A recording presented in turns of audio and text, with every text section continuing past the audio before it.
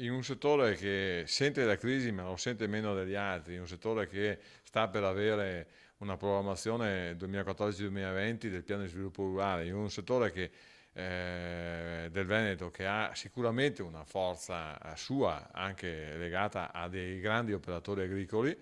Ecco, in questo settore mi inserisco io come Presidente della Quarta Commissione in questi ultimi 7 mesi di attività legislativa per cercare di affrontare le questioni più spinose, più importanti che vanno dal piano di sviluppo rurale e dai suoi bandi fino al nuovo assetto di Veneto Agricoltura per poi approdare ad alcuni provvedimenti che riguardano la montagna. L'attenzione sarà massima e soprattutto cercherò la massima collaborazione con il territorio. Per la montagna dobbiamo ringraziare la giunta regionale e l'assessore Manzato perché nel piano di sviluppo rurale abbiamo avuto per la montagna veneta 500 milioni di euro